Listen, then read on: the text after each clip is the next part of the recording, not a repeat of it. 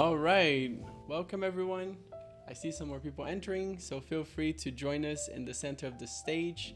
Claim one of the floating Oreos, which is our community named our seats. Uh, and welcome to the Songdo stage. It's great having you all here. Another beautiful Wednesday and another dive live. I see some familiar faces. Welcome back, everyone. Welcome back. Experiment Tark is here with us. Uh, some amazing people, and today we have a very special dive live prepared. For those that have never been to dive live before, welcome to the Songdo stage. I know this standing in the center might feel a little bit like Alcoholics Anonymous, but I promise this is more exciting than that. So the Songdo stage is a virtual venue where we host our dive lives, and these are virtual presentations where we bring a different speaker to host a presentation on whatever topic, whatever subject they wish to, right? It could be about their work, about themselves, about their profession, their philosophy of living, whatever it is. And this month we are actually touching the topic of biophilia, and that pertains to design, architecture, so on, relating to nature, connecting to nature. And I don't want to make a fool out of myself next to Bill Browning trying to explain what biophilia is, so I'll let him, discuss that with you guys. But today we have a very special guest on the series of biophilia, William Browning, or Bill Browning. So thank you very much, Bill, for being here with us. And for those that don't know, allow me to introduce Bill. So William Browning, he has a bachelor's in ecological design from Colorado University, a master's of real estate development from MIT, a member of the AIA. He's also a lead AP and is one of the green buildings industry foremost thinkers. He's a partner of Terrapin Bright Green, an environmental strategies research and consulting firm. Browning's clients include Disney, New Songdo City, Lucasfilms, Google, Bank of America, Marriott, the White House, Interface, and the Sydney 2000s Olympics. Browning is a founding board member of the USGBC and co-author of the Economics of Biophilia, 14 Patterns of Biophilic Design, and Nature's Inside, a Biophilic Design Guide. So thank you, Bill, so much for being here with us. Super excited to see the presentation, walking through this 3D environment, and it's a pleasure. So without any further ado, take it away and let's go. Thanks. Very happy to be here and to talk about something that we're really passionate about. So a little background, in the 1990s at Rocky Mountain Institute, we were doing early research on green buildings, and we were finding kind of unexpected gains in productivity. And we started asking some of the scientists we work with, why would these buildings be different response than other buildings? And the answer we were starting to get was it may be the connection to nature that they create. And so that launched us into this world of biophilia. So this is a term that was created by social psychologist Eric Fromm, literally from the Greek words life and love. But it gets its working definition from Harvard biologist E.O. Wilson and his book in 1984 called Biophilia. And there are certain environments that we seem to have a very strong preference for, in particular savanna-like ecosystems. We have copses of shade trees and distant views. We have water and calm grazing animals. So some of the science underlying this are ideas like the space itself. So the English landscape geographer J. Appleton asked, why if I look in one direction, I see a view that I really love, and I turn my head 90 degrees and not so much. And he realized that it may have to do with some of the spatial qualities itself. And so he defined two. The first is prospect, and this is a distant, unimpeded view through space. It's really important for a sense of wayfinding, security, and navigation. Now, if I have a space where my back is protected and I may have some canopy overhead, that's refuge. So, think about a high back booth in a restaurant, particularly if that booth's up on a plinth on the edge of the restaurant. Now I have a view across the entire space. So that's prospect and refuge. One of the questions is, how does biophilia impact what's going on in our brain? And so for a long time, and you'll even see this in Olmsted's writing, you'll see this idea that being in nature quiets us down and calms us, but allows us to focus in a different way. And so in fact, that's called a state that now is called soft fascination. And so Rachel and Stephen Kaplan at the University of Michigan put forward this idea called attention restoration theory, that in fact, when you're experiencing nature, the brain quiets down. And if you have that experience, you're going to have better cognitive capacity. And neuroscience now shows us that in fact, the prefrontal cortex does quiet down when we're having this experience of nature. And when we come back, we have better cognitive capacity. Now, one of the questions has been for quite a while, how long does it take before that occurs? And it turns out it only takes about 40 seconds for that to kick in. So just staring at a picture of nature for 40 seconds can allow your prefrontal cortex to quiet down, and you have much better cognitive capacity. So it's called attention restoration. What you're looking at matters. And so there are a couple different components to that. The first is the patterns themselves. All throughout nature, you see these self-repeating mathematical patterns, fractals. Now, some fractals are exact, like Mandelbrot sets or fractal gaskets and stuff like that. But more frequently, what you see in nature are what are called statistical fractals. They're repeating shapes, but they're not exact each time. So think the pattern of the snowflake or the bracts on the leaf of a fern, or waves on a beach, or particularly if it's moving, it really gets our attention, like waves on a beach, or the dancing flames in a fireplace. If they're moving, it really, really gets our attention in a really intriguing way. And in fact, talking to neuroscientists and watching someone's brain while they're watching fire is, we're kind of sucker punched. We are just fascinated, and it elicits a very strong dopamine response. So another example would be like the dappled light under trees. When we replicate those kinds of patterns in human designed objects, even just fabric or carpet, we get an almost instantaneous reduction in stress, which we can measure through EEG. Now, related to that are biomorphic forms and patterns.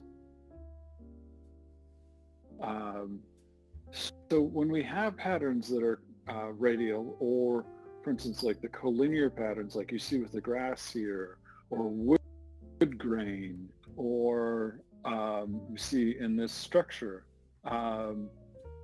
it's one set of neurons that's processing that image. And so if I have an environment where I have lots of those sorts of curving lines moving in a similar direction, it's much easier for us to process, and it definitely lowers our stress and helps us feel calmer in that space.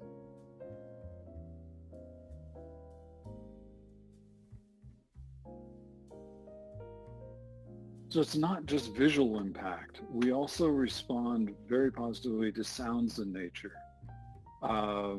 And if you're thinking about trying to do masking sound in an environment, frequently we'll try to do something like white noise or instrumental music, or pink sound. All of those are effective from an acoustic standpoint, and in fact, white noise is the most effective. But it doesn't actually tell us what we're hearing. Here. So That's the difference between acoustics, which is how sound is moving around in the space and coming to us, and psychoacoustics is what the brain's actually picking out to hear. So if you think about if you've ever been in a cocktail party and you're having a conversation with your friend, what you don't realize is you're still hearing every other conversation in the room is coming into your ear, and the brain is filtering out which one you're listening to.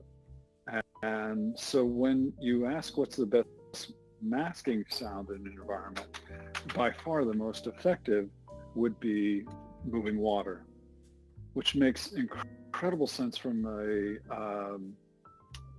evolutionary psychology standpoint, in that the sound of moving water is really life affirming and life giving. We can go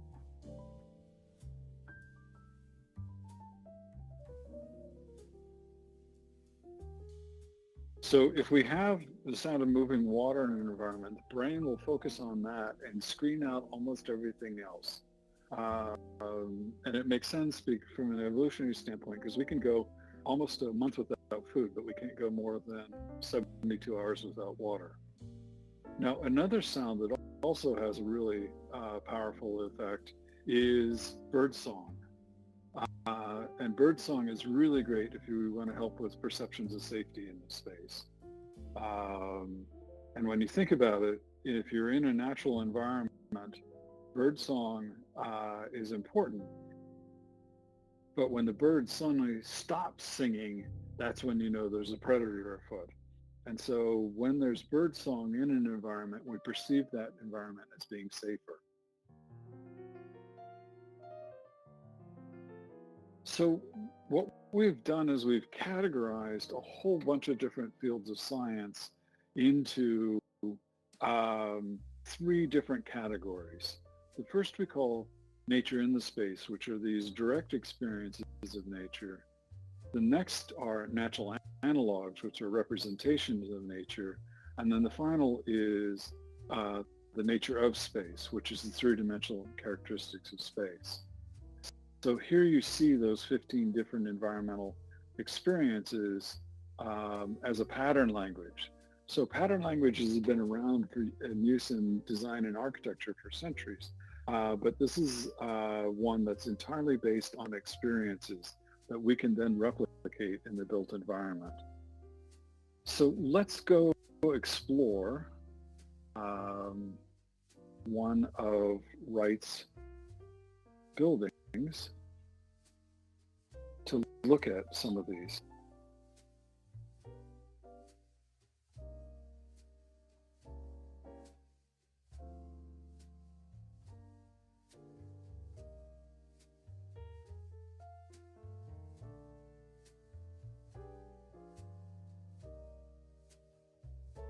We're gonna do for this field trip, we're gonna go to Falling Water. So this is a house that Wright built, designed in the mid 1930s for a wealthy family from Pittsburgh. It's a weekend house, and it's built over a waterfall in western Pennsylvania, and it's really an extraordinary house. And let's go in the house. So there's going to be a gap here. We're going to hit this portal and reassemble in the living room of the house.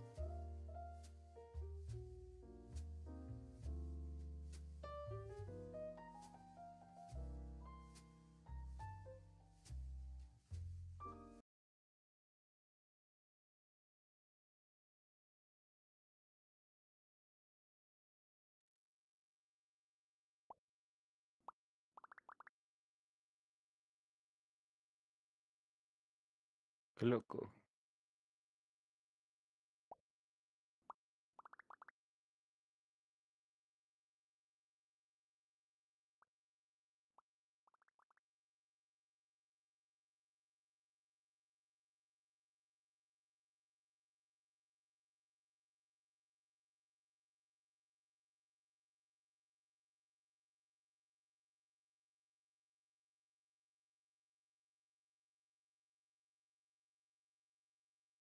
So we were just on one of the terraces over the top of the stream and the waterfall.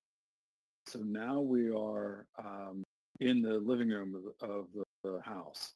And for a house this big, you'll notice that the ceiling is actually pretty low, right? So he's compressing you, but he's forcing your view to the outside, to the surrounding forest, to the space. Now the water is flowing underneath you see where the sofas are. The water's actually underneath that section, and just to the left of the sofas are stairs that go down into the water. And so, while most of the time you can't see the water, you always hear the sound of the water when you're in the house and in this space. Then he also creates this sort of um, niche space around the fireplace that's protected and tucked in. And so there's your refuge space. So now we have that prospect and refuge, and we have this strong connection to nature. And because you get the light bouncing off the water up onto the ceiling, and you get the dappled light and the effect of the forest around the space, here you're getting that statistical fractals. You're getting that fractal fluency. It's a level of complexity and order that's really quite pleasing. And then you also see that he's used natural stone here. And the stone is waxed, so it actually looks like the stone looks like outside with the water flowing over the top of it. And so he's really, really strongly connected this space and this building uh, into place and into nature. So we can take can we take a couple questions here while we're in here? If people have questions?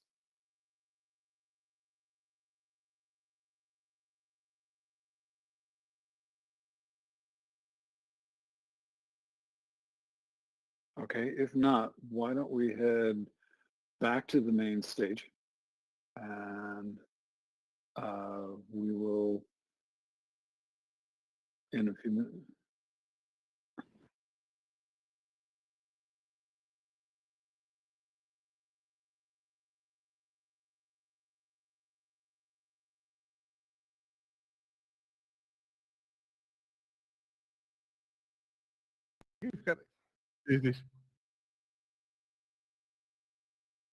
So the key piece with that is that, particularly if we hear flowing water, that's usually water that's well aerated. And so that's going to be the safest water to drink in almost any environment.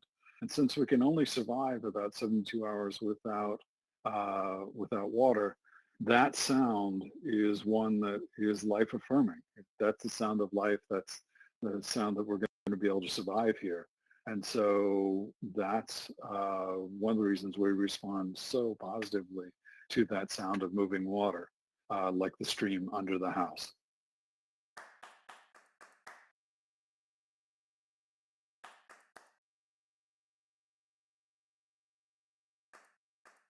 Can I just say one thing? I I don't know. I don't have any question. I just want to say that I have been there.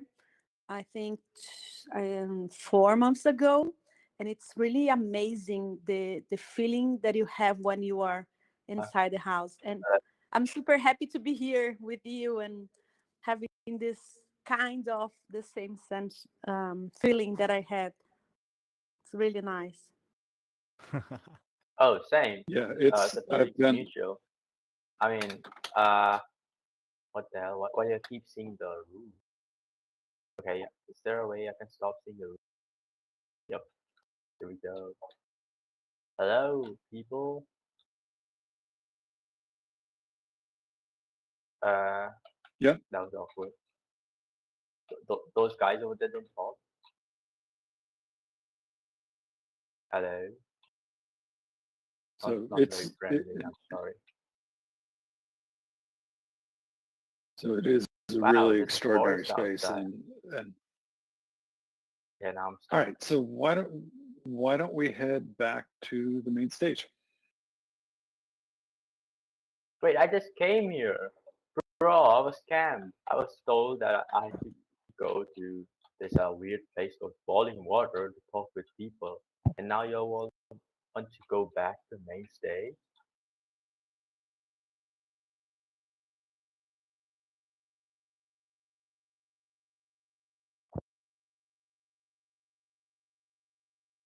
All right. Let me. All right. So question one, our question: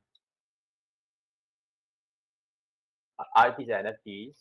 Are these NFTs, or is this just a presentation on architecture?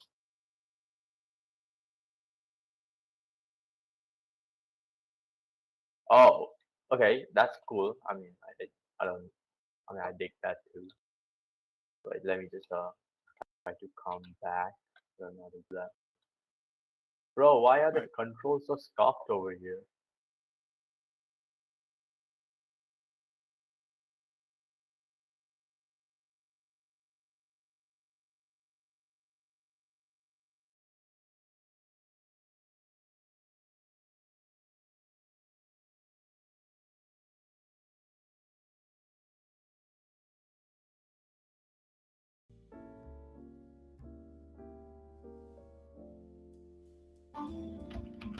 Now, real phone is here now. So you will be able to turn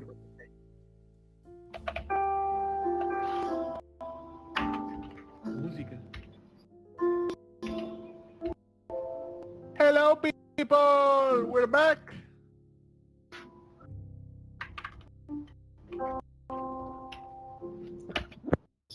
Mentally.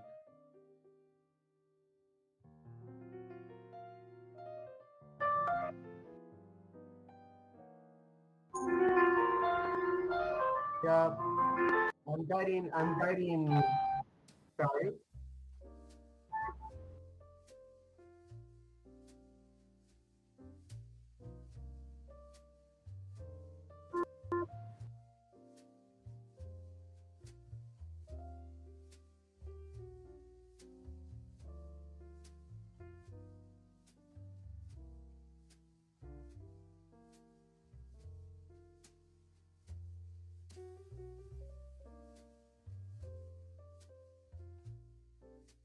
Yes.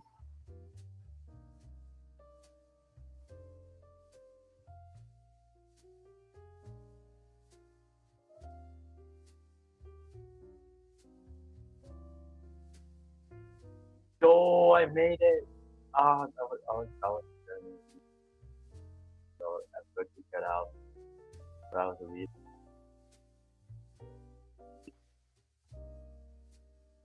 Who muted me, bro? Okay, so where's this?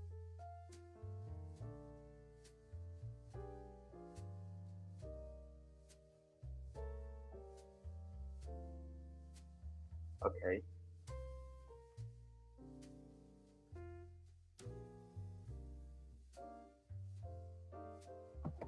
Well, I'll book my until I can take it, see how it works.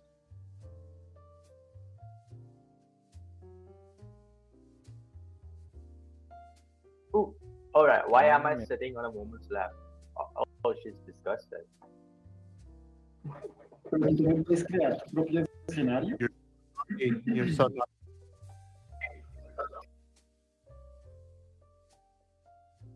Lo tienes que crear. Dios.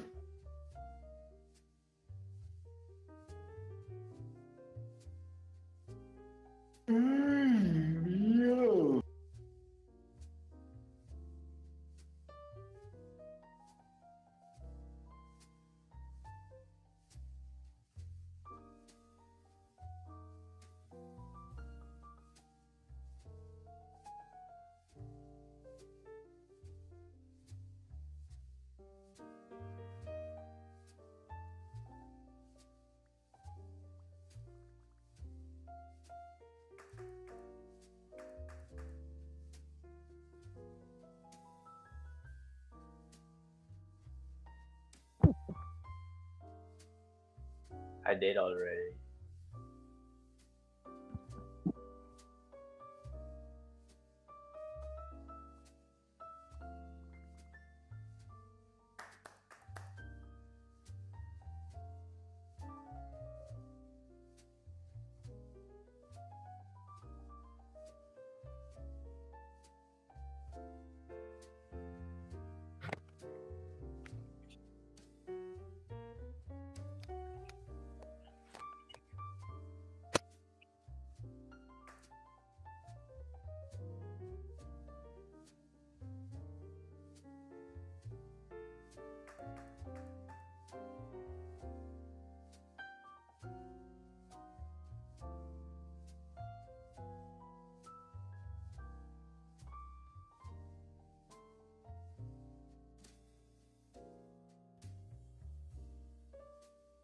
Can I do a lecture myself? Does the lecture arrive?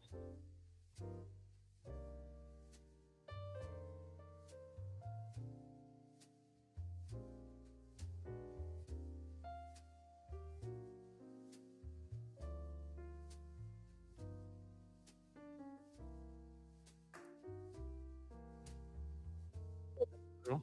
Estás a ouvir? Mas acho que o gajo, acho que estamos aqui a falar, mas o gajo deve conseguir ouvir. Ó Jorge, Ué? mete o gemidão do WhatsApp.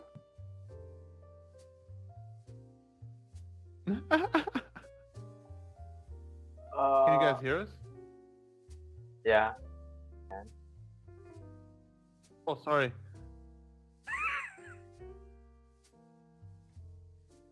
Sure. Hello, ladies and gentlemen. Can you see me? I'm over here.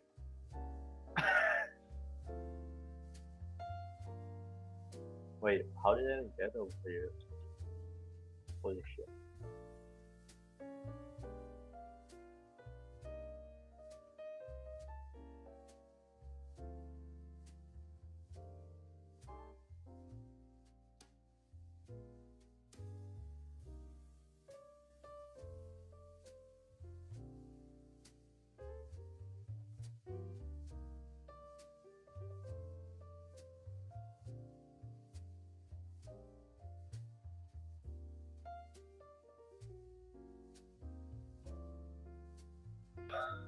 Okay, this is slowly getting sculpted. You know, if your lecturer doesn't arrive, I'm here to give a free lecture. Impromptu. Why am I stuck again? Bro, what the hell? I Hello. saw Bill joining Hello, right now. Oh,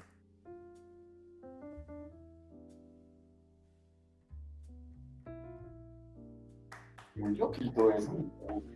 E Bill,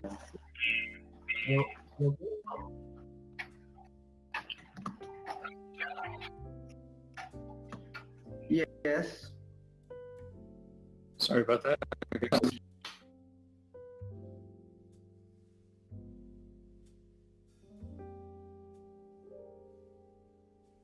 Yeah, he's here. I got you to say.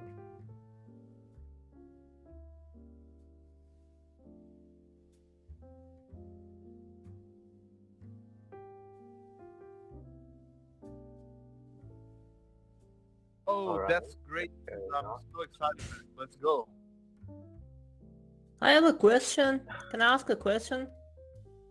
yeah, sure. What is love? Baby, don't hurt me. What? What is what? Hello.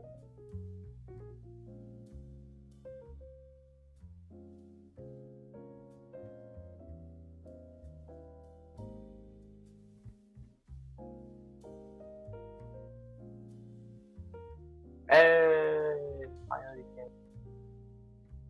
Man of the moment.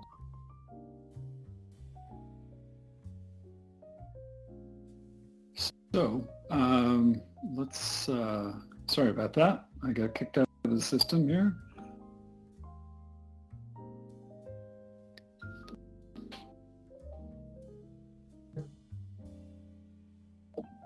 Hi.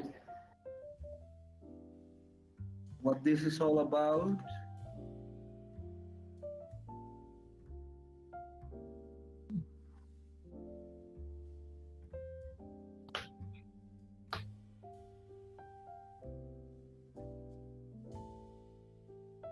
So here's some of those patterns that we were talking about while we were in Falling Water.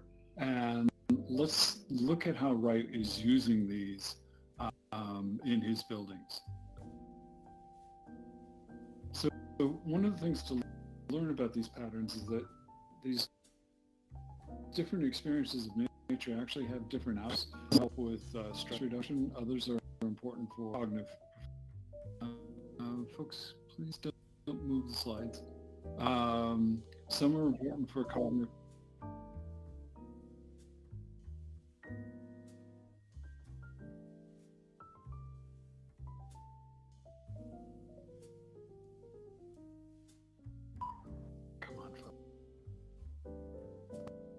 so here's that chart.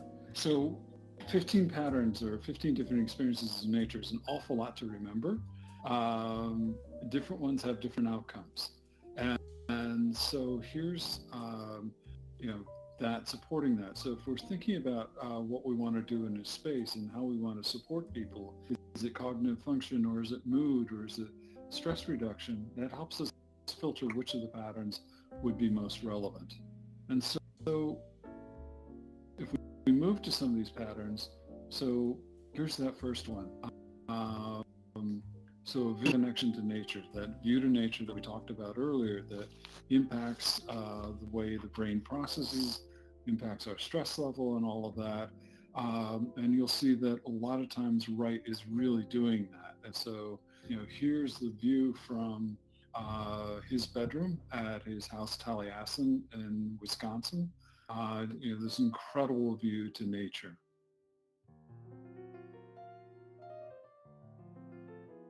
We talked about this a little bit earlier. The preference and presence of water.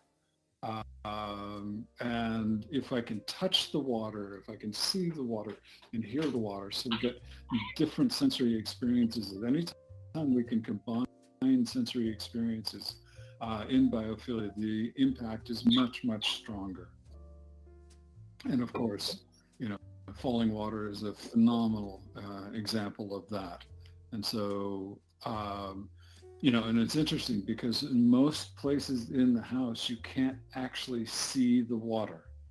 You can hear it, but you can't actually see it in most places. In most places in the house, you have to go out onto the terraces and look out over it to see the water. He then also has a little tiny water feature right next to the front door as you come into the house.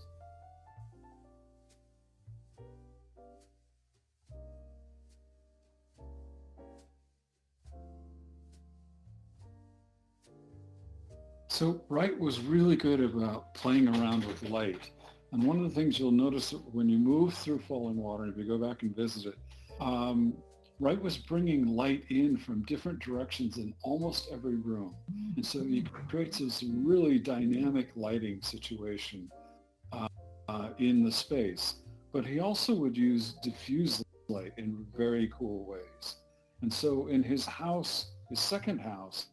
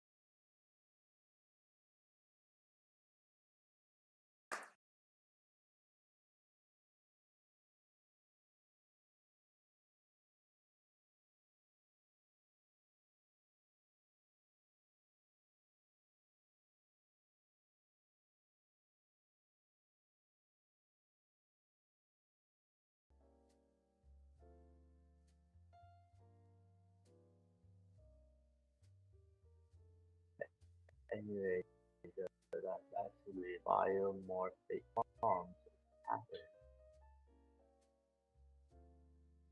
Okay, pink, wood, green, Just you. Anthony Gaudi.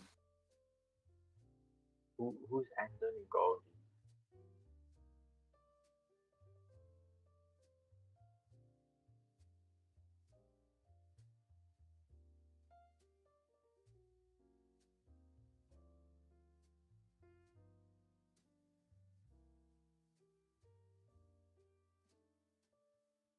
Um, Bill, are you hearing us again?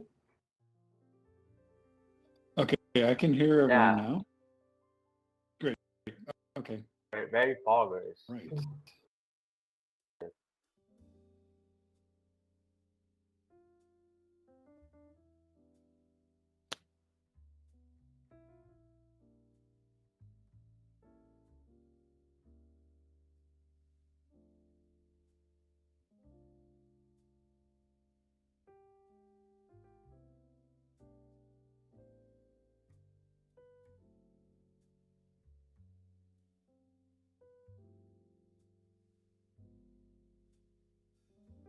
All right. So let's go back to exploring some of these patterns that Wright was using.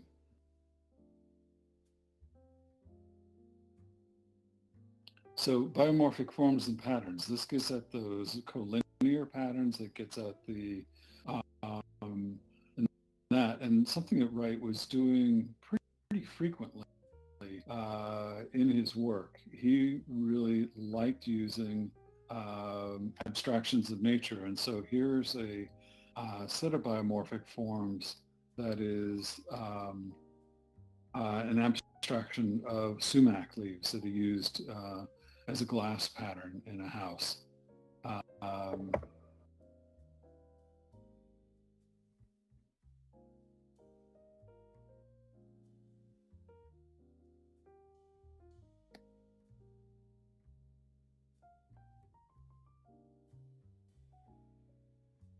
So natural materials.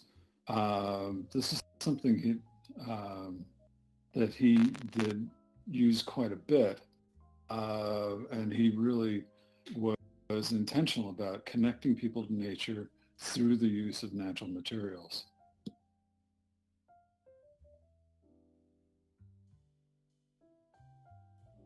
And so here you see extensive woodwork in this house. He also would frequently use stone as well. And you'll see that the wood grain also is aligned, and so you're getting those collinear patterns in here as well that we talked about earlier.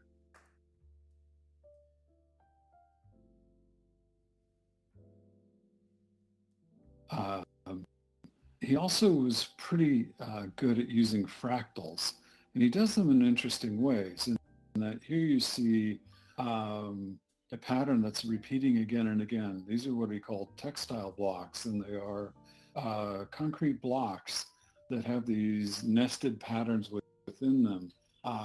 And then so he'd create a base pattern and then do variations on it through the fabric of the building. And so this is complexity and order and use of a statistical fractal. And so this is a house you may have recognized from Blade Runner and a number of other movies that were filmed in this house.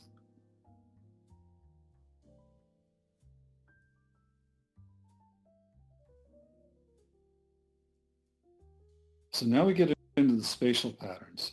Prospect. So prospect is that distant view. And so here in the Roby house, you see these big overhanging roofs. And when you're standing on these terraces, you have this amazing view up and down the street. Or when you're inside and you look out from this house, you have this incredible distant view. So that's the prospect. Talked about that earlier. And then refuge is where you have that enclosed protected space, and he did this incredibly well. And so this is a little ingle nook by the fireplace in his first house, in his studio in Oak Park. And so here your back is protected and you have that that lower canopy overhead. So here you have prospect and refuge together. Sure. Then another pattern that he would use is risk peril. And this one's really interesting. It's one that you don't want to use too much. So risk can feel exhilarating. And you'll notice these people, this is the ramp in the Guggenheim Museum. And you'll notice the people, the way they're standing as they're looking over the edge of that. They have their hands on the ramp, on the railing, and typically their feet are back just a little bit. And that's really because Wright made the railing just a little bit too low. And so when you're next to it and you're looking down, it's much more exhilarating than if it was a high railing. And so this is Wright using risk peril. And then the final pattern is the pattern of awe. And this is a pattern where spatial differences cause you to stop and pause and think about how you're experiencing a place. And this is something he did. He called it compression and release, and you'll see it in a number of his spaces. And so this is the workroom at the Johnson Wax building. And you come into this space after going through a low porte cochere, and then you come into this big grand space, and it's like walking almost into a cathedral. It's really quite extraordinary. And so in a few minutes, we're actually going to go take a look at two examples of implementing awe.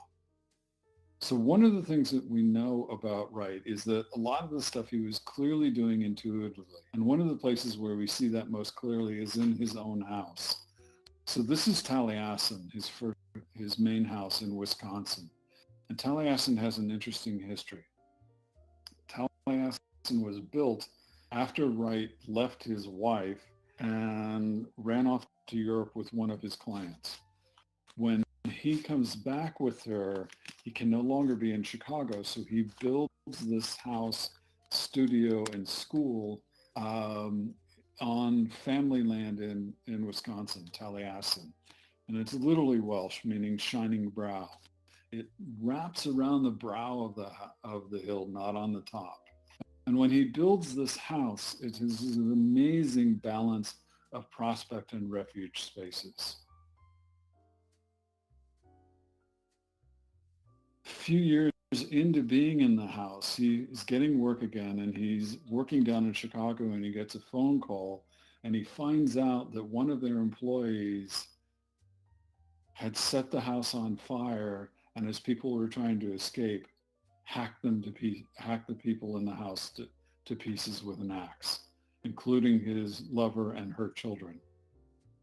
And so this was a huge tragedy for Wright. And so whereas the original version of this house had this great balance of prospect and refuge spaces throughout, when he rebuilds the house is dominated by the urban drawing refuge spaces. You speak French?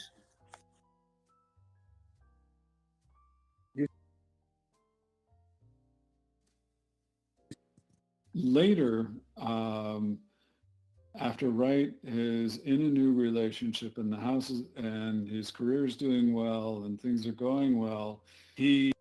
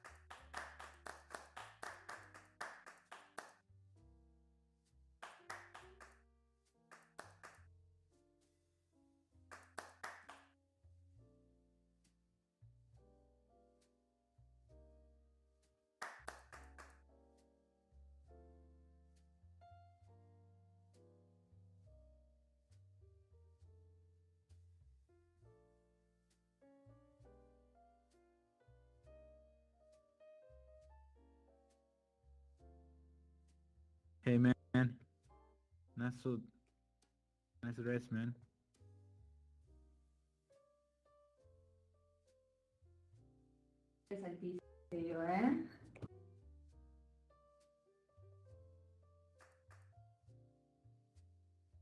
I'm not able to hear Bill. Can you hear him?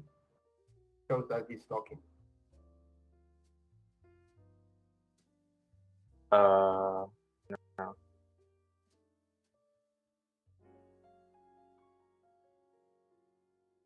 I'm not listening.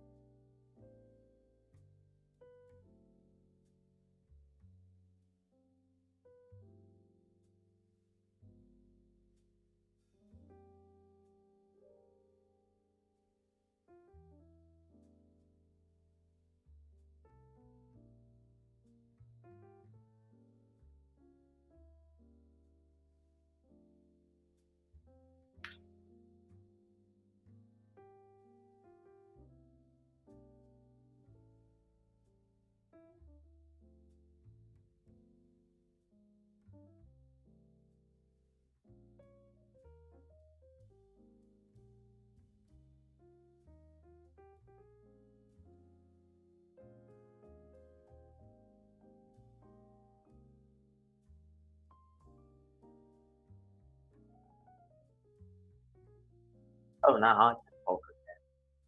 Hello.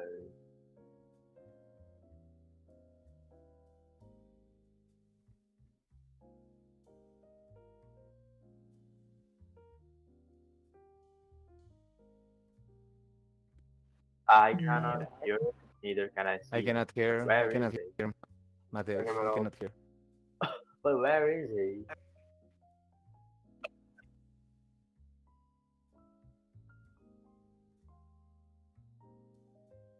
Oh.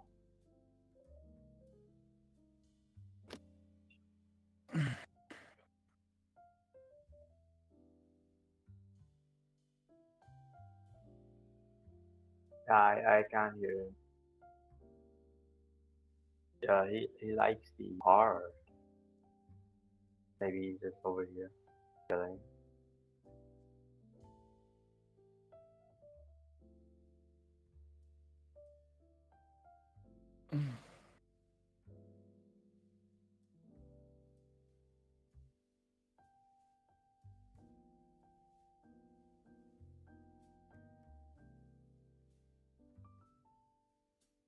Okay, so I just rebooted the voice channel. Can you hear me? Yeah. Perfect. Okay. So here we are at Johnson Wax. This is one of the bigger buildings that Wright ever built. And if you look at the model and walk around the model, you'll notice there really are almost no windows. Wright didn't like the neighborhood it was being built in, and so he makes all of the views internal, but he still creates this really extraordinary spatial sequence. So if you look here in the foreground on the model, this is the Port Cocher coming in. You have this beautiful water feature, and then you come into this entry hall, two-story entry hall, and you go around, you see these, if you look at the model, you'll see these sort of castle-like shapes. You go around these brick cores, and you come in underneath a low overhanging balcony, and then you come into the great workroom, which is this space to the right. And so he creates that sense of what he calls compression and release, which is a really, really extraordinary spatial experience and creates a sense of awe in this space. And it's pretty amazing to be in this space because when you're in it, it's still furnished and it's still an active office space, even though the building's more than 80 years old. And so the grandchildren and great-grandchildren of the original workers are still working in this space and love working and being in this space. So now let's walk over to another model and experience this on a smaller scale.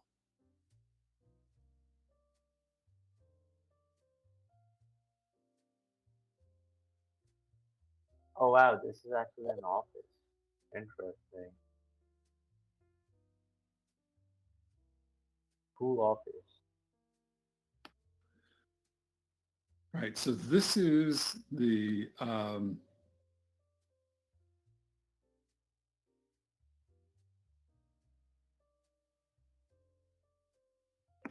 this is the Pope Leahy house. This is a small house built in the 1930s for a reporter for the Washington Post who didn't have much budget, but it still does this compression and wreaths and has a lot of those patterns in it as well. So let's go into the house. So if we can travel to the house.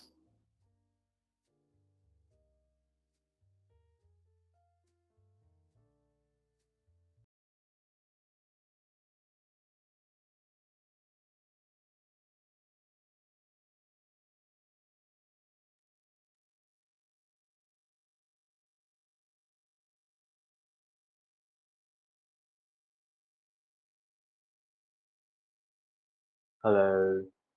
Right, I'm in. Yeah. Okay.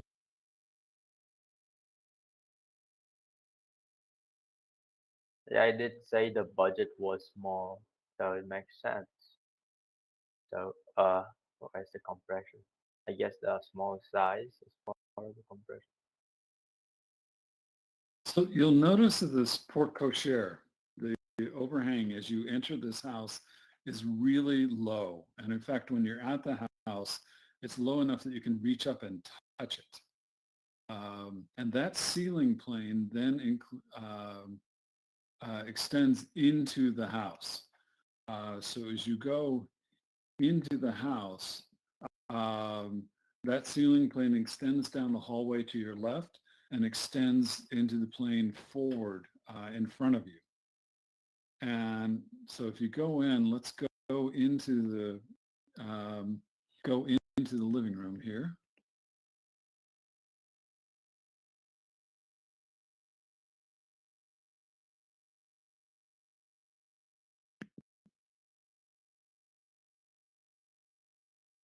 So now Wright's using a series of spatial tricks in this room. He taking those steps down into the space, all of a sudden it gets bigger and expands around you. Now he's done some other things here too as well, which are, if you look up at the ceiling and you see the glass and the clerestory all around, the ceiling almost looks like it's floating over you. And so it makes the ceiling feel even taller as well. And he's doing that by cantilevering that entire ceiling structure. It doesn't rest on the walls. It rests on the fireplace here to our right, and it rests on that pylon that you see in the corner. Now, what was almost impossible to model, and so it's not in here, but those clerestory windows then have a cutout pattern in them that Wright did. So it's a piece of plywood that's cut out, and it's an abstract pattern that he made that rotates and does different shapes as it moves around the space. And so then you get all around the perimeter of the space, you get that statistical fractal. And so you get that calming effect from that as well. And so here's Wright using a complexity and order, and using prospect, this view out from the space, the low and contained ceiling, so you get refuge as well, and that spatial sequence of compression and release to create a sense of awe as you come into the space in what is otherwise a really, really tiny space. And so Wright was able to pull this stuff off, not just in the big grand buildings like Falling Water and Johnson Wax, but also here in this little small house, the Pope Lady house. Okay, so question: did she live alone? Because I Sorry? saw the bed. Did she live alone? Like, is this a house for one? So the house was, no, the house is built for a family. So it was originally built for the Pope family. And so there are 2 bedrooms, and they're down the hallway that you, when you're coming in, there's an office to the right as you're coming in, then the kitchen, and then this living room. Oh, I see. And then Pope sold it to the Leahy family, and after her husband died, Mrs. Leahy, did live in the house by herself. And then after she died, the house became a museum. Okay, so why are the bedrooms single? Like, it's the beds are for one person, or is it just lying? I don't know.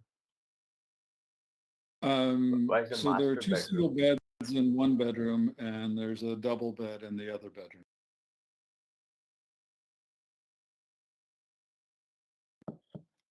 Oh, I see. I found the bathrooms.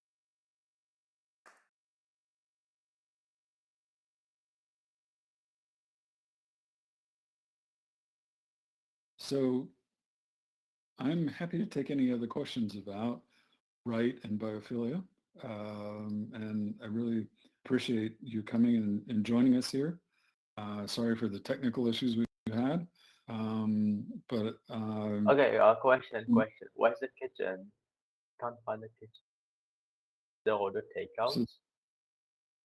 So the kitchen is as you're about to come down the stairs, it's where this brick space is. So see where Josh is right now? Josh is in the kitchen. It's just not fully modeled here. Oh, I see. Okay. Nice. I mean, it's a pretty compact house.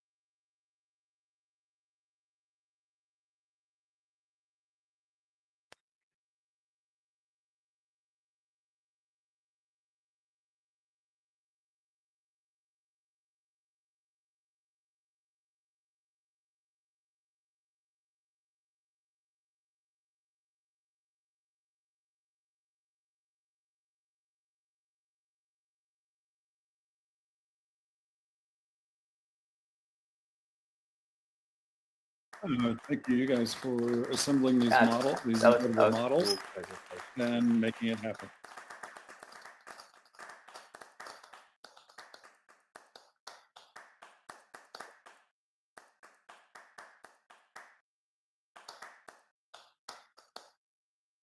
No. Only congratulations from Mexico. This is amazing, Mateus. We can believe, and this type of talks in metaverse is so amazing with the models and it's so live. Congratulations. Thank you.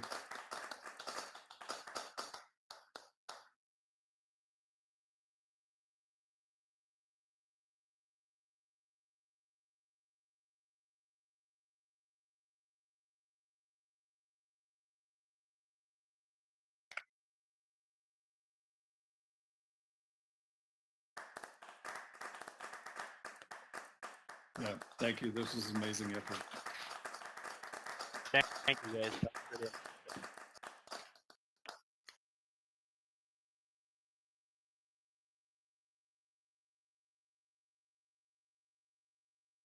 Yeah.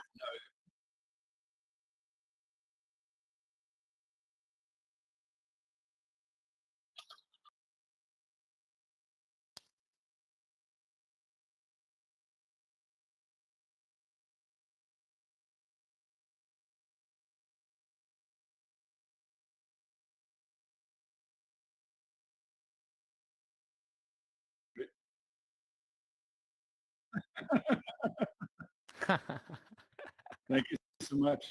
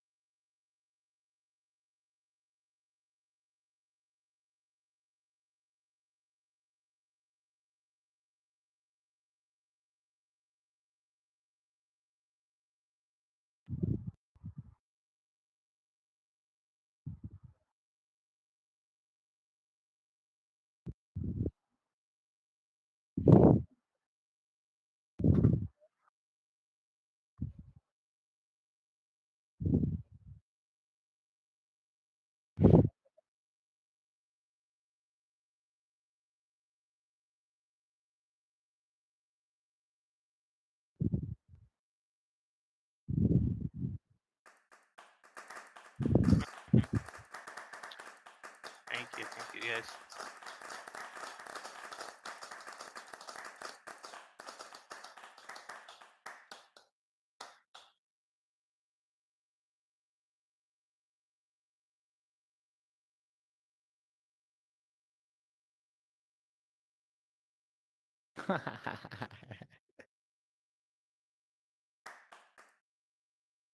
On the pool. The